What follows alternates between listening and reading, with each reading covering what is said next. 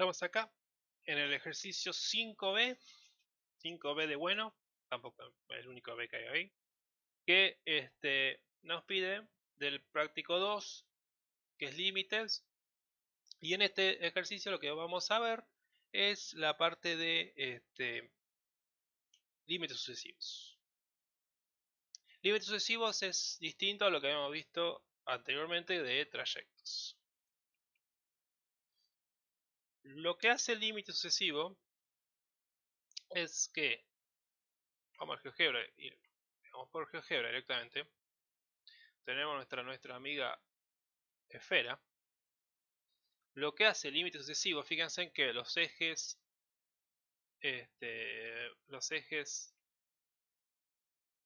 rojo y verde son X e Y. Vamos poniendo ahí para que veamos. Para que entendamos, este es el eje X y el verde el eje Y. Así que puedo elegir el color. X, Y. Bien. Es decir, lo que está viendo en gris es el plano, ese es el dominio de una función, cualquiera, digamos. Y si uno quisiera calcular el límite, por ejemplo, de este punto que está acá, por dar un punto, límite sucesivo es que yo me acerco primero,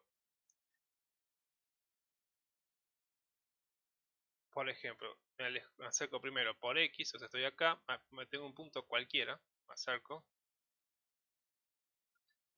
primero por Y, y luego me acerco por X.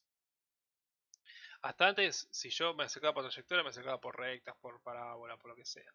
Ahora me acerco primero por la Y y después camino por la X. O sea, es como, imagínense como si fuera una cuadra y tengo que ir hasta la esquina y salir caminando por diagonal. O sea, no puedo pasar en diagonal. Tengo que pasar sí o sí de ir hasta la esquina y después tengo que doblar en la misma esquina, ¿bien? Ahora, nada me impide ir por el otro lado de la manzana. O sea, ir primero por X y después acercarme por Y. Bien, eso es límite sucesivo. Fíjense que en el caso de dos variables tenemos dos límites sucesivos porque tenemos dos caminos posibles. O uno es por un lado, por un lado de la manzana, otro lado por otro lado de la manzana. Pero al fin y al cabo es la misma de la cuadra, bien, la misma idea. Es decir, si vemos el dominio, plano, X e Y, en azul tenemos el punto, y en rojo, ¿cómo me acerco? Desde un punto genérico a del entorno de mi punto, es primero por X, una X cantidad de pasos y después una cantidad de pasos Y. Esa es la forma en que usa el límite sucesivo. Nada me impide ir primero por Y y después por X. Bien, son las dos formas de los límites sucesivos. Yendo primero por X y después por Y, o yendo por Y y después por X. Ambos son dos límites sucesivos distintos que se calculan cada uno. Estos límites sucesivos, lo que tienen en cuenta es que, muy similar al teorema del caso de trayectos, es que si los dos límites sucesivos son distintos entre sí, no existe la función. Perdón, no existe el límite doble de la función. Si los dos son iguales, no aseguro la no existencia, la existencia del límite doble, sino que si existiese, de vuelta vamos con el condicional, si existiese, sería igual a ese valor. Y si pasa el caso que alguno de esos dos límites no existe, no dice nada. Bien, o sea, si yo calculo el límite sucesivo a 1 me da valor L y después calculo el límite sucesivo, el otro límite sucesivo y me da infinito o algo que no existe, no me dice nada. No significa que ni exista ni que no exista. Nada. Bien, o sea, para encontrar que no exista tengo que encontrar dos valores, distintos. O sea, tienen que existir los dos y ser distintos. Si los dos son iguales, no puedo asegurar. O sea, puedo decir, lo único que puedo decir es que si existiese, debería ser el valor que me dieron. ¿Ok? Muy similar al trayecto. Lo mismo concepto de trayecto, nada más que ahora con límites sucesivos que son, a mi parecer, más fáciles de calcular. Fíjense, en el ejercicio 5b me dan esta función y me preguntan para que tienda de 0 a 1, lo que no me acuerdo del enunciado, le damos el enunciado, que de vuelta, como muy parecido al punto anterior, nos piden que demostremos, comprobemos que no existe. O sea, tenemos que comprobarlo, no existe. Tenemos que decir, esto no existe. O sea, esto no existe, tenemos que poner, miren, esto no existe, y demostrarlo usando el límite sucesivo. Esto no existe porque, miren, los límites sucesivos no funcionan, Bien, si no les dijeran con qué, dice, comprueben que estos límites no existen o demuestren que estos límites no existen, o sea, ustedes están sabiendo que esos límites no existen, ya el enunciado les dice que no existen, ahí pueden elegir trayectoria, sucesivo o la combinación de ellos, ¿bien? En este caso me pide por sucesivo y que demostremos que no existe. Entonces, límite sucesivo, entonces vamos a ver, el primer tipo de límite sucesivo que vamos a ver, de los dos posibles que hay, es el límite cuando i tiende a i0 de abro paréntesis del límite cuando x tiende a x0 de mi función f de x. Es decir, es un límite dentro de otro límite. Es como una cebolla de límites. Y el otro límite sucesivo que vamos a ver es literalmente el que está al revés que este. El límite cuando x tiende a x0 y el límite cuando y tiende a y0 de mi función f de x. Ahora, ¿quién es x0 y y0? Es nada más y nada menos que los valores que tienen que entender el límite doble. Entonces recuerden, y lo voy a decir de vuelta, límite doble no es límite sucesivo, son dos cosas distintas, ¿bien? Una cosa es... Entonces, de vuelta, a ver, voy a hacer un repaso.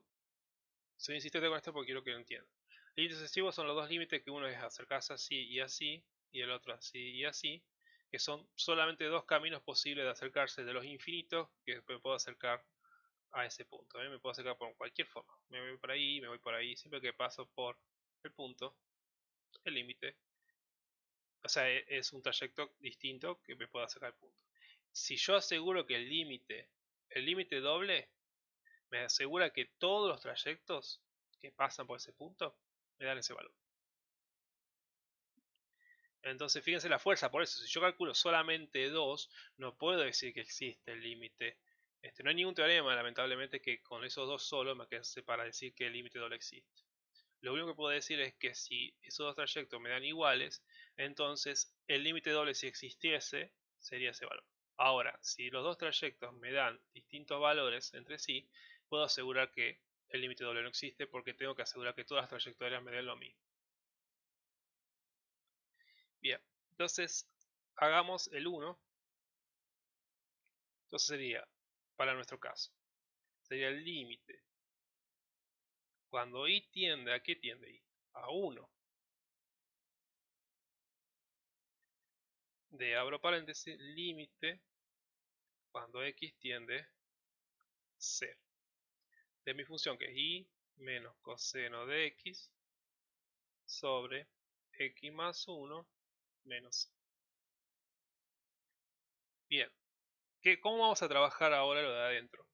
Lo de adentro, vamos a trabajar primero esto de acá, tengo que resolver primero ese límite, y la idea es que i en este contexto es una constante, es un valor cualquiera.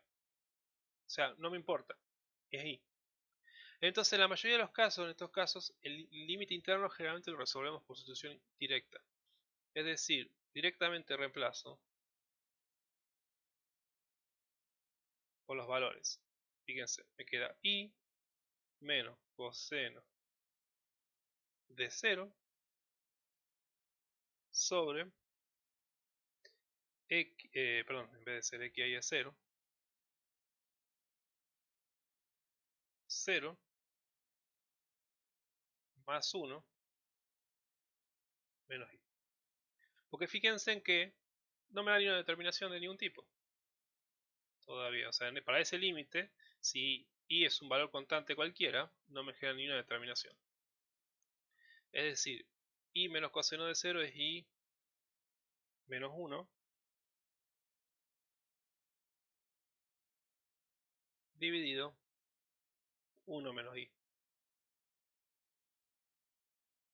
Y ahora sí, trabajo con esto.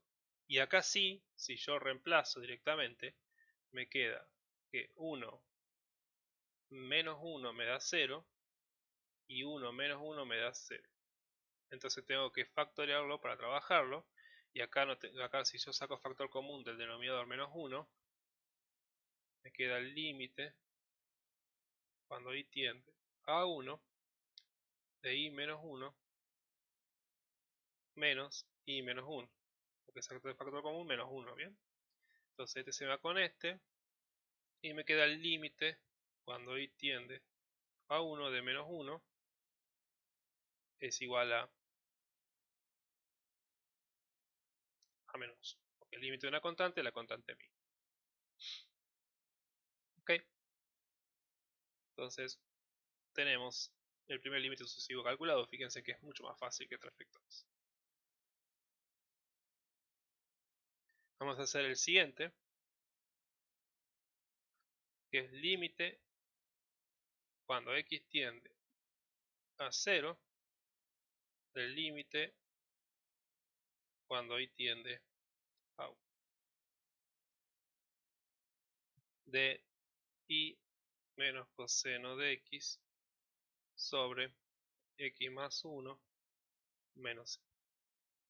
De vuelta, lo que está adentro no me genera, o sea, ese límite, no hay nada, ninguna determinación. Si yo reemplazo directamente, entonces por sustitución directamente reemplazo y me queda 1 menos coseno de x y después queda acá 1 menos y. Perdón, x más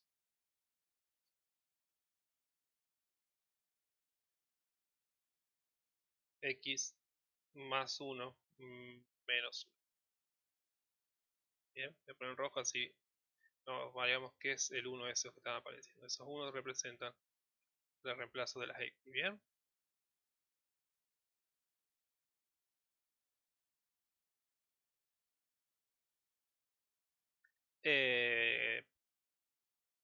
Y bueno, directamente, entonces acá estos se cancelan. 1 menos coseno de x sobre x. Bien, ahora veamos esto de acá. Y acá, de análisis 1, vemos que esto, recordamos, esto se complicaba un poco. Pues el coseno de 0 es 1, 1 menos coseno de 0 es 1, 1 menos 1 es 0, dividido 0 me queda 0 sobre 0. Entonces tenemos que trabajar un poco esta expresión para sacar esa determinación.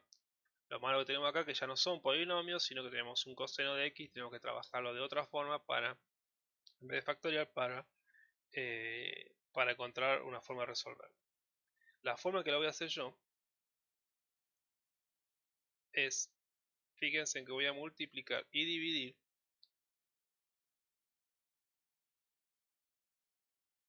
por el conjugado de lo que está acá. 1 más coseno de x sobre 1 más coseno. Esto lo usamos porque hacemos uso de las propiedades de límites, ¿bien? Repasen las propiedades de límites que nos permitían hacer este tipo de cosas, multiplicar y dividir por un mismo valor factor, no nos afecta el resultado y podemos hacerlo. Entonces al hacer eso, nos queda más sencillo el numerador. En realidad no nos queda más sencillo, lo que estamos buscando con esto es, fíjense, es una diferencia de cuadrados, ¿bien? Si yo hago las multiplicaciones, me va a quedar la diferencia de cuadrados. Entonces me va a quedar 1 al cuadrado menos coseno cuadrado de x. Y abajo nos va a quedar simplemente x, 1 más coseno de x.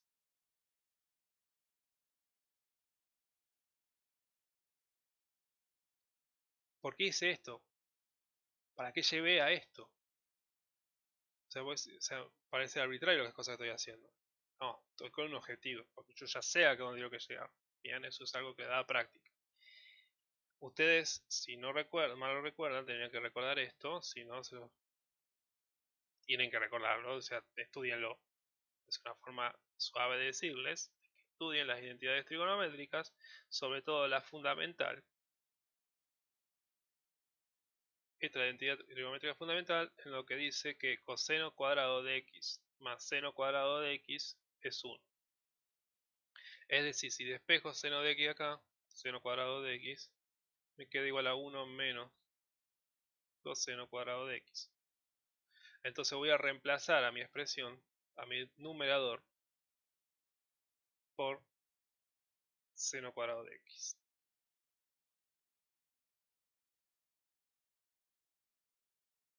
Seno cuadrado de x, todo dividido, x por 1 más coseno de x. Y esto les tiene que dar nada. Ahora sigue la determinación. Se me dice, ¿para qué hicimos esto? ¿Para qué estuvimos 2 horas y media haciendo esto? Porque estamos buscando algo muy importante. Porque fíjense, seno cuadrado, seno de x, o sea, seno de x de 0, seno de 0 es 0, por más que esté al cuadrado sigue siendo 0. Y abajo es 0, por cualquier cosa es 0, es 0 sobre 0. Bien, no hemos ganado nada hasta ahora. Hemos invertido un montón y nada, no hemos visto ni un peso. Veamos ahora. Si yo, quizá algunos, los que sean, obviamente que ya estoy seguro que hay algunos que no lo saben, que es lo que estoy buscando. Al seno cuadrado de x lo puedo escribir como seno de x por seno de x. Simplemente estoy reescribiendo al seno cuadrado de x por 2, o sea, separo con 2 senos. Y me queda abajo x por 1 más coseno de x. Y algo que voy a hacer también que es importante es separar los factores. Por un lado, seno de x sobre x. Y por otro lado, seno de x por 1 más coseno de x.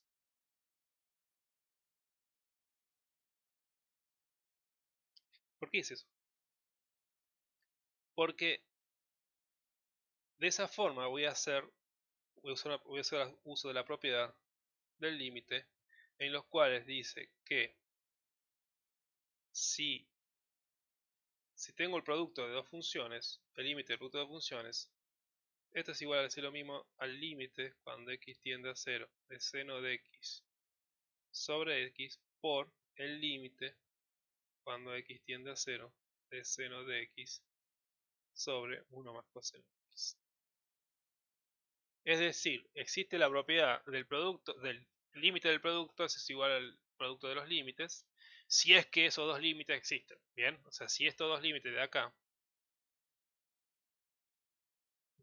existen, si esos dos límites existen, entonces es igual a este límite es igual al producto de estos dos límites. Me estoy quedando sin espacio. Bien, ahora, ¿por qué trabajé tanto e hice esto? Porque quería llegar a esta expresión de acá. Esta de acá la tienen que conocer, la tienen que saber muy bien. El límite cuando x tiende a 0 de seno de x sobre x es igual a 1. Este es el límite trigonométrico fundamental. O sea, en este ejercicio vimos dos cosas muy fuertes. Por un lado, la identidad fundamental, trigonométrica fundamental, que es esta que está acá. Y por otro lado, el límite trigonométrico fundamental. Son dos expresiones muy importantes.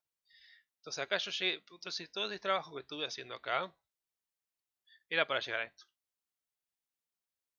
De esa forma me saqué de encima la indeterminación, porque fíjense en que este otro límite no tiene indeterminación, es sustitución directa. Límite cuando x tiende a 0 de seno de x sobre 1 más coseno de x. Fíjense, seno de 0 es 0. 1 más coseno de 0 es 1, entonces me queda 0 dividido 2, me queda 0. Entonces ya tengo los dos valores, es decir, por la propiedad del producto, los dos productos existen, los límites me da 1 me da 1 y me da 0, entonces el resultado de mi límite, de este límite, es simplemente el producto de esos dos resultados, es decir, simplemente 1 por 0, es decir, 0. Entonces ahí calculamos el segundo límite sucesivo. El primero, fíjense que fue más fácil, tuve menos propiedades, tuve que hacer menos lío con el tema de los cosenos, esa cosa. El segundo tuve que hacer trabajo. Cuando ustedes ya vean cosenos o senos, vayan viendo cómo trabajarlo. Son ven racionales con el coseno en el medio, vean si no hay sustitución directa. Muy probablemente el camino sea por este bicho de acá. Y la idea es que siempre es trabajarlo de tal forma de llevarlo a esta expresión para que yo con esta expresión pueda sacarme de encima la indeterminación. Bien, es una clásica estrategia que uno hace. Como me doy cuenta, no hay forma. La única forma de darse cuenta es mucha práctica. Entonces hagan los ejercicios, no solamente vean este video, no solamente vean los resultados, sino que resuelvan, siéntense, tómense el trabajo, hagan este mismo ejercicio, por más que yo lo hice, e intenten resolverlo. Entonces, bueno, volviendo al ejercicio que nos trajo ahora a este video, acá tengo dos cosas importantes. Todo esto no me importa, todo esto no me importa, todo esto no me importa nada de esto que está acá. Lo único que me importa es eso que está escrito arriba, donde el primer límite sucesivo me dio menos 1 y el otro me dio 0. Bien, repasémoslo porque por ahí me equivoco. El primero me dio menos 1, o sea, este me dio menos 1 y este me dio 0. Si estamos bien, volvamos al ejercicio. Bien, no uno feo, pero uno en fin. Entonces uno me dio menos 1, uno me dio 0. Entonces como son distintos,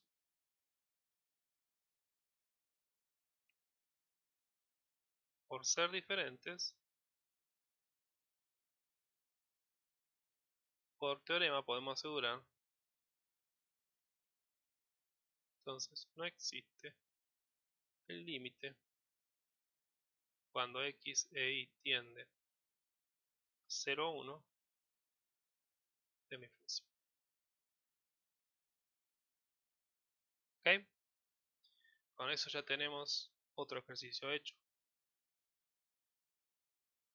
del práctico.